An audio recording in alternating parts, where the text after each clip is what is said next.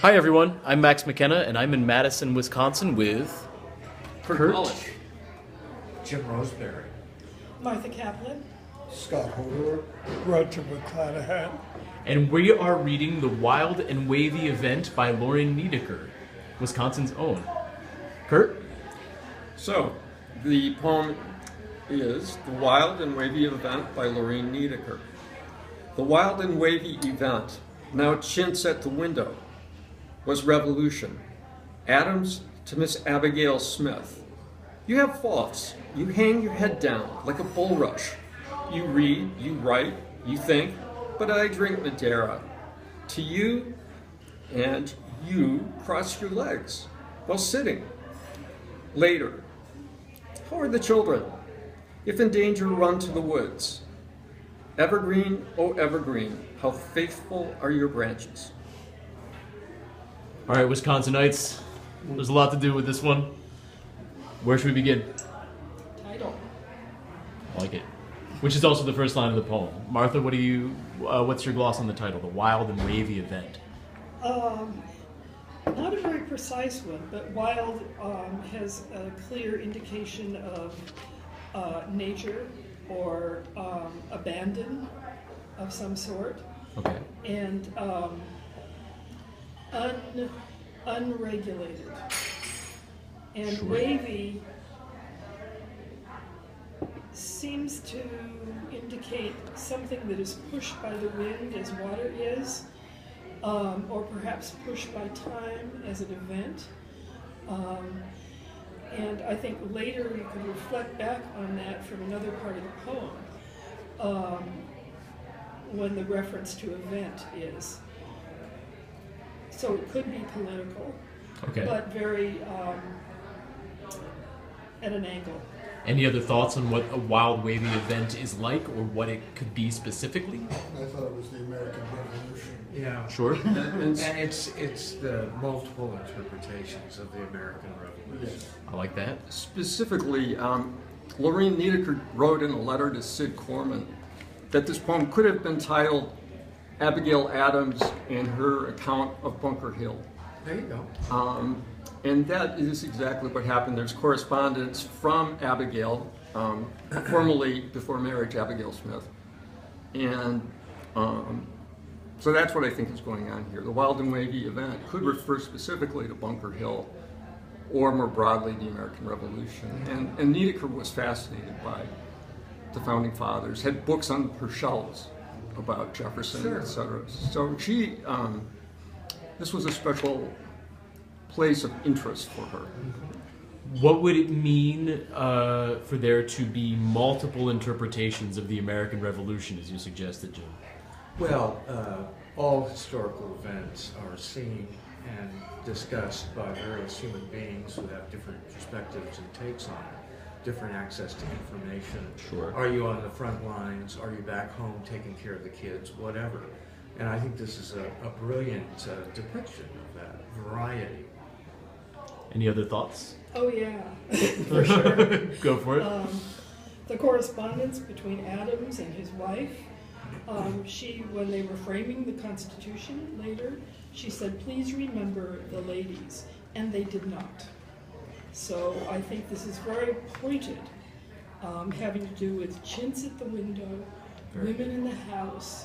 There's revolution about, but you have your faults. You read, you write. I drink. Dare you cross your legs while sitting, please?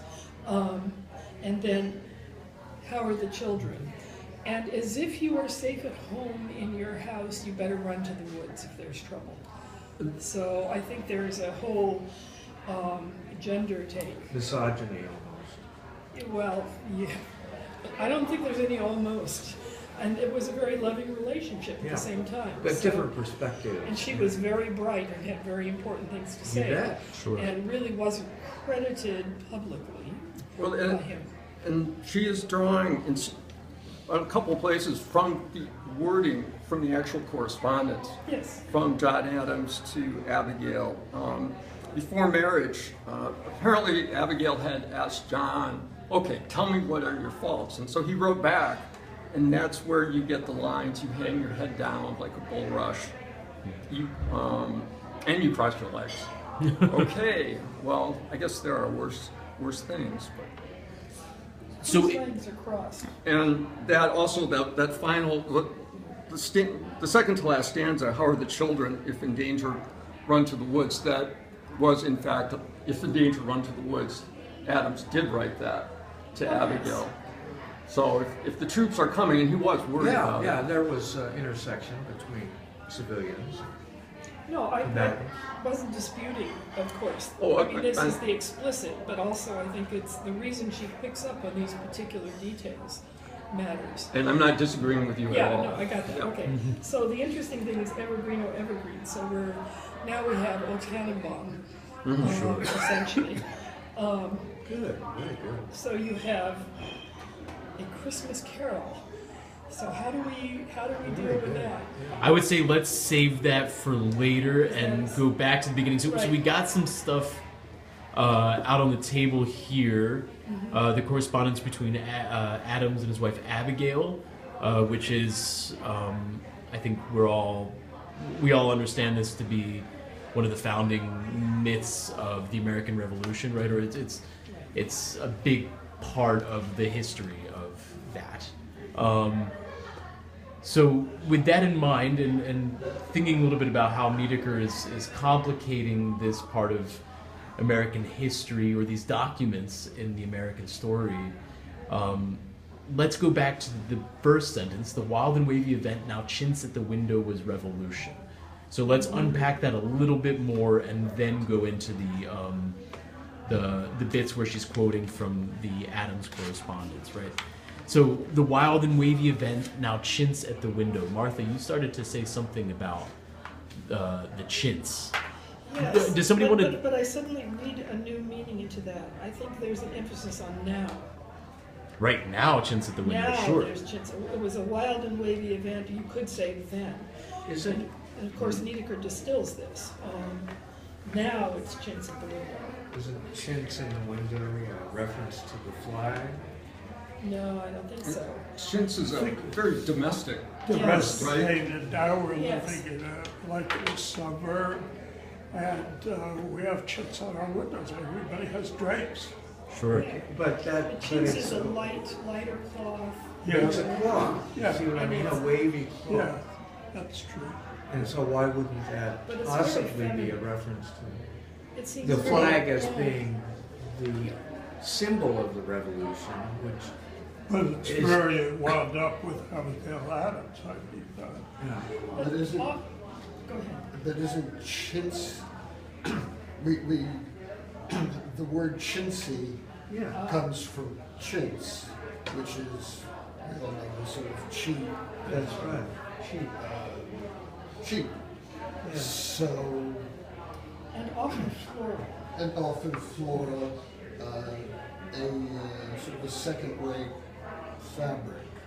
And I'll pursue it until I get lose on it. The revolution is a glorious, wonderful event, this heroic effort and whatever, and now we represent it with this piece of cloth. Well, and there's this jump though. Now chintz at the window was revolution. The wild and wavy event, now chintz at the window, was revolution. So revolution seems to go back, I would read, to the wild and wavy event. Sure. And now, chintz at the window, I think that's right to focus on now. So now it's chintz at the window. Now it's, we can look through, it's behind us. We can look through, it's safe, it's a domestic moment. We're out of the battlefield into the parlor. Yes, and then we have 3 dots, which indicates a break. There are things not stated here, very explicitly with the 3 Ellipses, dots. That is that what Trump does when he sets a tweet. Yeah. Right. The ellipsis can Luckily, I it can think do a lot of work. Yes, it has taken on different meanings now, but we have this break, and then she's gone to a founding couple, I would say. Sure. Which is, I like that, because that's a play on the founding fathers, right? Right. The founding couple, or something that's Father. more collaborative. So how would the revolution go from being a wild and wavy event to being chintz at a window? What does that mean for that to happen? What process is that? Decay. Decay? Domestication. A domestication? Okay. Any other thoughts? Taken for granted. Sure. Well, going back to not using the word decay, it's just because I watch and read too much news. But the ideals of the revolution, this great and glorious idea that the founding fathers had, today is nothing but chintz at the window. Well said. Decoration of some kind, right? Well, you see people draping the American flag There, how around do we get them. back to that? Just, that's the lowest use of, I used to think it was completely illegal, really, to wear the American flag as a, sort of kind of, Obama was crucified because he didn't have the flag lapel pin. Yeah. I had a friend that went to federal prison for wearing parts of an army uniform in the 1960s in Houston, Texas. That went to the Supreme Court. He was overturned. So chintz at the window, if we think of chintz as having some sort of pattern to it, weaved into it, could well mean that something this cloth emblematic of the revolution, safe, contained, it's behind us. You don't usually spend a lot of time thinking about the chintz at the window, generally. Yeah. I mean, it's light cloth. Usually you can see light through it. There's a window, you're looking out or looking in, but it's not a strong buttress. So how would we characterize Niedecker's attitude towards the history of the American Revolution then? well, she feels that women were left out of it, so, and frequently at that point of her life was probably the 50s, women were getting left out of everything. And still left out of And they're still, it. Saying, boy, it's been a long time. What has happened? I'm not sure exactly when this was written, but if it was during the McCarthy era, that might be very interesting. I would guess that if not in the McCarthy era, it is not far removed. Does somebody have a date check on this? I'm not sure all of the things can be dated very well, but I can dig it out, I didn't perhaps. bring my collected, so. Sure. So in a way, Yeah. I think with a certain degree of certainty, we can say that she may also be commenting on something happening in American political life in the mid-20th century. I think we can say that with a certain amount I of think there's another text here too. She's childless, except for the child that Zhukovsky would not let her have.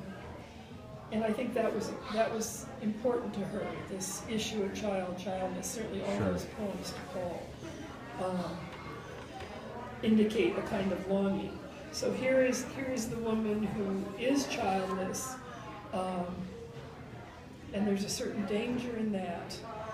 And maybe she is also equating, if you get to the last verse, I don't know if we're ready for that, but if you get to the last verse, maybe she's equating the way Christmas is celebrated versus a deeply religious, Oh yeah, I like that. Good. sense of the birth. The tree being a kind of chintz in the window of its And own. there's an irony, because trees are wild, but not Sure. when they become the Tannenbaum. Sure, no, exactly. I like that. So they're chopped down and they're decorated, but Right. they're not living anymore. they're robbed of their wild and waviness, And right? their life, ultimately. And their life. Well, what goes into chintz? Cotton? Yep. Cotton. Yeah, it's a cotton. Often it was imported from India. Sure, it was popular starting in the 18th and 19th Yeah, and centuries. I know in my grandmother's house there was chintz, and it was very floral and pink and kind of rosy with other, although it isn't always that. Sometimes it can be checkered. So, in answer to when this was written, her letter to Sid Corman that I referenced, February 5th, 1962, and she enclosed poems to Sid, including this one, and said, in case you need these or want these, here you go. Yeah. So not far removed from the McCarthy era. It's Yeah. a poignant observation of the And feelings of the moment. yeah, 62. The beginning of Before JFK is assassinated. Right. the Vietnam War, Was beginning. Kennedy had already committed. It hadn't It's the really precipice of the We had 1960s, Yeah, about, it right? had- about 16,000. You know, I'm old enough that 62, it hadn't really hit popular consciousness yet. No, It was it really did. 65. Yeah, 65 was the Gulf of Tonkin. Yeah, and that was the after moment that, that was even early. But certainly for many people, What you all forget, though, is that 1962, the San Francisco Giants won the World Series. Okay. who could forget that? So what's the use then of invoking this Yeah. correspondence between Adams and Abigail Smith at this time in the mid 20th century?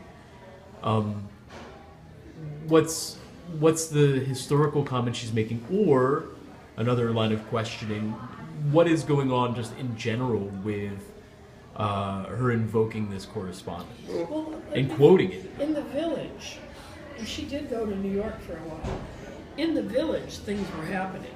I mean, this Sure. this is early Dylan. This is Dylan Thomas is in the village. So there are things happening in New York that aren't happening in Fort Atkinson, but she's corresponding with certainly with Zukowski.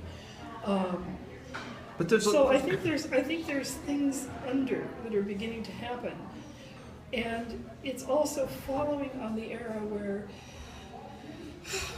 all the ads are the domestic woman. You know, Sure. Post World War II, now go back to the home, and it's a tough era for women who don't have children, or women who want to devote themselves to the arts. I mean, you think Sure. about.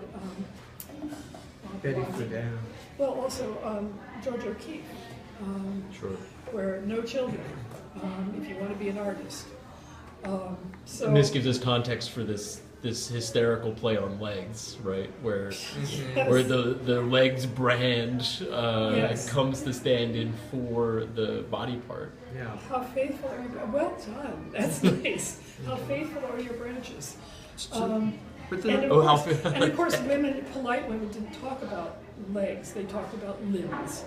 That's all the way back to Victorian. Yeah, sexual. You don't have legs. You have limbs. I like that. Abigail was, during Bunker Hill, Abigail and the children were at home. They were very close to the action. John was off at Congress, which was meeting, and they took it pretty easy. And there is a letter to Abigail where he does reference, well, we debate some, we talk, and then in the evening we drink Madeira. So, well, he had it, this kind of easy, arguably easy life. She was where the action was. Yeah, he would Right. hang for it if they lose, but yeah, that's a very good point. I think someone said earlier that this is about the role of women, pointing out that women here played a stronger role that ought to be recognized. Sure. So although John has this thing in here where he's criticizing Abigail before the marriage, well, not criticizing but itemizing her faults, she was very brave. Your reading of what the founding fathers like Adams did at this time, Kurt, sounds very domesticated, right? They're almost like housewives. They We read, we write, we talk, we drink Madeira, we do it again the next day. Although Hamilton and Washington, that's not true. Sure, no, there was Yeah. there. It was a little more complicated. It was more complicated than that, but if we read this as Niedecker doing, Sure. making some kind of correction to these American myths, and trying maybe to restore women's roles in a way that goes beyond just the